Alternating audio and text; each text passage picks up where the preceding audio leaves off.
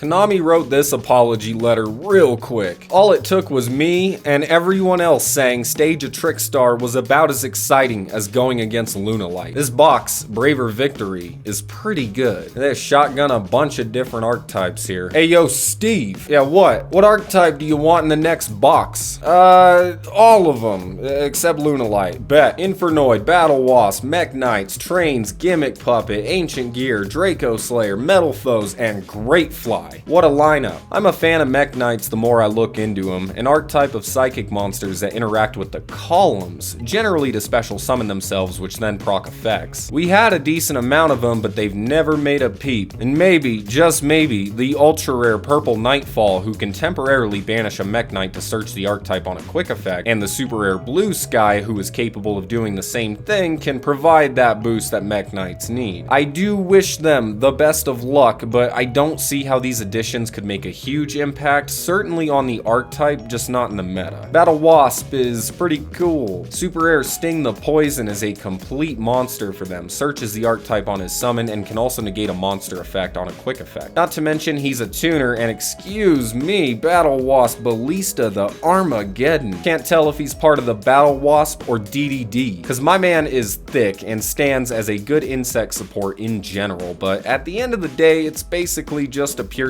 beat stick, but you know, sometimes that's enough in Duel Links. How about Revolving Switchyard for train support? Field spell that can summon your Exceed materials from the deck and instantly make them level 10. Trains have been on the up and up anyway, and I legitimately think Switchyard can propel them to maybe meta status, but at least top of the road. It's that good of a combo facilitator. Ancient Gear Megaton Golem, I am very sorry for my sins. Does about what you would think, attacks multiple times while preventing your opponent from activating effects when he does. And he floats into more big Ancient Gears, just like a lot of them. I'm still iffy on the impact that it'll have, but Ancient Gear will be a fun niche deck until they get their fusion card, someday maybe, I don't know, I just read it, it's kind of broken. Look, all of this is really cool, unlike Lunalight, and while Dracoslayer has my eyes on him because they seemed cracked as hell, I am all in on Infernoid. This archetype banishes each other from the hand and graveyard to proc generally strong effects, like the unit Devyati that can destroy all spells and traps and also negates monster effects by tributing other monsters. It's a great OTK effect and then a really great control effect. It's very rare for a card like this to exist. Definitely deserves the super rare status, unlike Sabre Dancer, but alongside the super rare Devyati, we got the ultra rare on Nuchu, which does the same thing but in reverse. Destroys all monsters on the field and then can negate spells and traps by tributing a monster. Their artwork is absolutely bonkers. The cards are crazy strong. Like I said, I'm